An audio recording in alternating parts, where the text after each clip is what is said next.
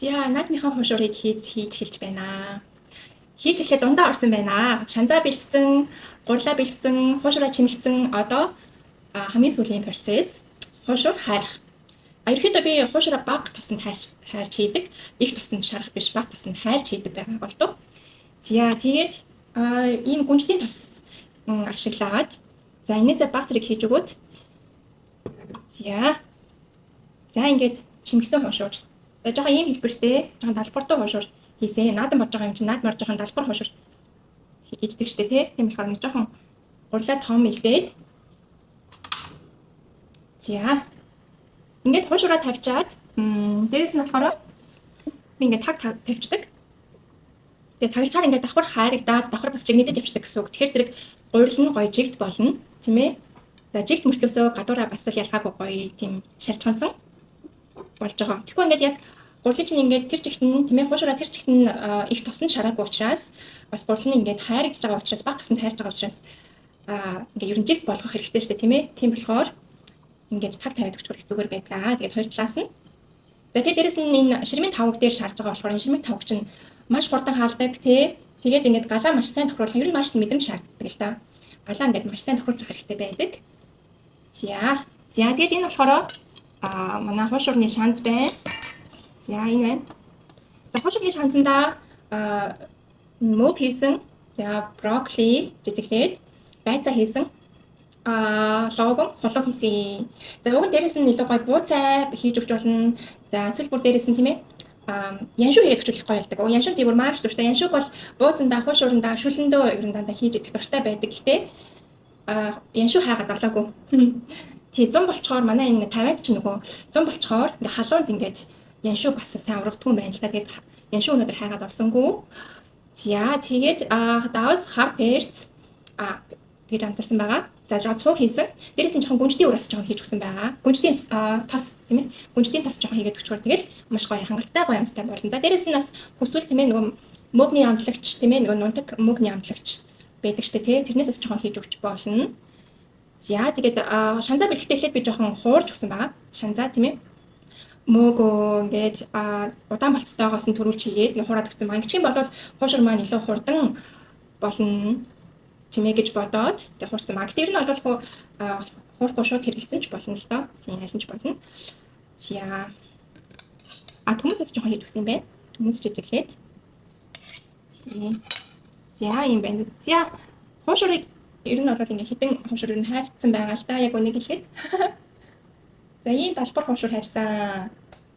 Ийм хуушур болсон. За хуушураа ер нь амсаж үзнэ.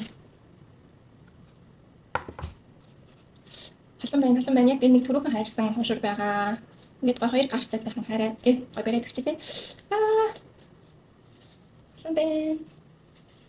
Зэн доктор нэлээд шанс хийсэн болохоор ингээд нугалахад бас жоохон хэцүү байна. Тэгээ уг нь хуушурыг чинь ингээд бүр ингээд бөөрийн хуушур чинь гой нуглаад иддэг штэ тий. За тэгж идэхэд арай жоохон тохиромжгүй юм шиг байна. Шууд ингээд идчихэ тий.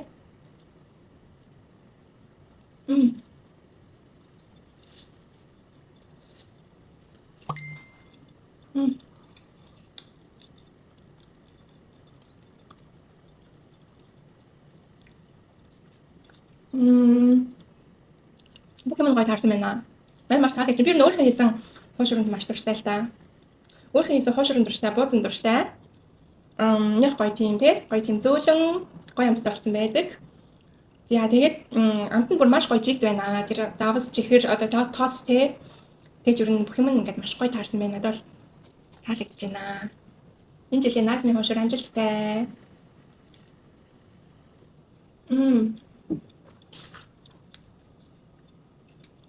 Хуушур ямарсан бэ?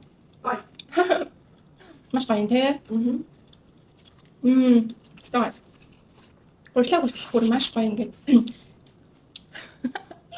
Гоё ингээд хоёрлаас нь гожиг шаарсан маш мэдрэмжтэй шаарсан байгаа. Энэ ширмийн тав ер нь бол ямар ч хайрлын тавган дээр шаарсан гэсэн ер нь бол галын сайн тохируулаад тий. Ялангуяа ингээд хайрж байгаа тохиолдолд тийм ээ. Сайн тохируулж хийх хэрэгтэй байдаг. За сайн тохируулж хийсэн байна. Баяр хүргэе.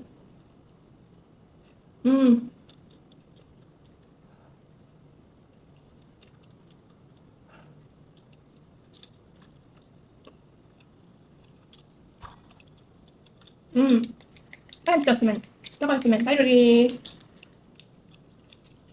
За гурил зүгээр энэ удаадаа Улаанбаатар гурил дангаар нь ашигласан. Ерөнхийдөө бол би гурилтай хоол ихдээ гуриландаа obviously гурил тэгээд майлангийн гурил халиад хийждэг байхгүй юу? За заримдаа шарган хийж байгаа тохиолдолд бол obviously гурил, Улаанбаатар гурил, за тэгээд Аалмондын гурилаас нь хийждэг маш гоё амттай болдог. За энэ удаадаа зүгээр Улаанбаатар дангаар нь хэлчлээ. Ерөнхийдөө бол хуушуур, бууз тийм ээ. За тэгээд цуван ер нь ямар ч гурилтай хоолыг хийхэд бол гурилаа илүү гоё шим тэжээлийн тийм ээ нэмэгдүүлээд баяжуулаад өөр төрлийн тийм ээ юм гурил ингээ халиад өчгөр их гоё байдэн шүү. За тэгж зөвлөмөр байна. За манай түрүүний хуушур маань. Эний ч одоо нөгөө дэш нь харуулах хэрэгтэй шүү дээ. За хуушураа хэрэгүүлнэ. Маш гоё шалгалт юм байгаа. За нөгөө дэш нь харуулчаад дахиад тагийн тавина. Хэд 1-2 минут. Тэгээд унтраач. За тэгээд ерөнхийдөө бол наадмаар бид нэр ингээд тий энэ тэнд маш их хуушур иддэг штэ тийм ээ. Ер нь бол баг хуушурны баяр штэ тийм ээ. Наадмаар хуушур иддэг учраас тэр их хуушурыг дандаа махтаа ингээд идэх ахаар бас би бас тийм таатай биш тийм ээ. Тэгэхээр зэрэг хуушураа бол ерөнхийдөө гоё ногоотой олон төрлийн ногоо хийгээд ногоо эсвэл нөгөө ногоо голдуу махын эсвэл баг хийдэг ч юм уу тий. Ингэж идвэл илүү зүгээр тийм ээ. За тэгээд тэр их өөхтөө тостоо махтаа тэр хуушур бол их хэдүүл бас тийм сайн биш тийм ээ. За тэгээд дээрэс нь халуун дулааны үйлрэлт монголчууд бид нар чинь тэгэж их мах идээд байдаггүй. Тэгээд тийм болохоор зэрэг жоохон ногоотой хийгээд өгвөл ер нь жоохон ногоотой хуушураа бид нар төв цэнгэлдэх дээрээ тэгэж хийдэг баймаар байна тийм ээ. За ер нь цөөхөн эдэн цагаан бол хийдэг газрууд л нэг ганц хоёр цэнгэлдэх хүрээлэнд хийж байгаа байх. Бус нь бол бүгдээрээ л дандаа махтаа хуушур хийж байгаа шүү дээ тийм ээ. За тэгэхээр энийг бас жоохон бодмоор юм шиг санагдчих шүү. Тий. За цагаан сараач гэсэн ялгаагүй бид нар тэгэл айл хийсэл дандаа ингээд бууз хийдэг тий баг буузны баяр байдаг шүү дээ тий. Тэгээд ингээд тэр их тостой махтай тэр их ингээд бууз ингээд идэж яваад хаар бас их таатай биш хүний биед тийм ээ.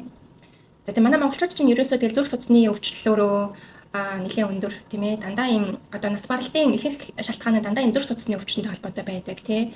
Даралт нь нэгсдгүй хүн байхгүй болцсон. Энд чинь яаж нөхөр зэрэг ингээд дандаа холестерин, өөх тос бидний судсыг ингээд бөглөсөн байдаг. Тэгэхээр зэрэг цагаан сараараа бас ногоогоор сайхан шанс бэлдээд хийчихэд чинь маш гоё амттай шүү дээ. Тэгээд айх юм байхгүй хүснээрээ бас ингээд идэхэд тийм ээ. Ер нь хүснээрээсээ ч илүү их иддэг шүү дээ бид нар чинь цагаан сараар. Тэгэхээр зэрэг ногоодоо хийчих юм бол ядчил тэр сэтгэлд амар тийм ээ. Санаа зовх зүйлгүй. За тэгээд амттай. За илүү хурдан шингэн. Эрүүл мэндэд илүү тустай. За гэх мэтчлээ. Ерөнхийдөө бид нэр ер нь тэгээд өдөр тутмынхаа амьдралдаа бид нэр жоохон ногооныхоо хэрэглээг жоохон нэмэгдүүлээд махыгаа нэг жоохон багасгаад өгчвөл ялангуяа одоо энэ зуны халуун дулаан үйлрэл болж байна. Жоохон махаа багасгаад өгчвөл их зүгээр. Манай монголчууд чинь ерөнхийдөө дээр үед цагаасаа дулаан үйлрлүүдаараа махыг бол маш бага. Ер нь мах иддэггүй байсан. Дандаа цагаан идэгээ голдуу иддэг. Ер нь тэгээ өдөржингөө айраг уугаал тэгэл баг юм иддэггүй явдаг байсан юм чинь. Тараг уугаал айраг уугаал. За тэгэл ааруул идэл тийм ээ. За гэтэл чи одоо бид нэр үнэхээр тэр уламжлалаа алдсан юм шиг санагдаж байна л да. Уг нь бол бид нар нэг л уламжлал ярих дуртай тий.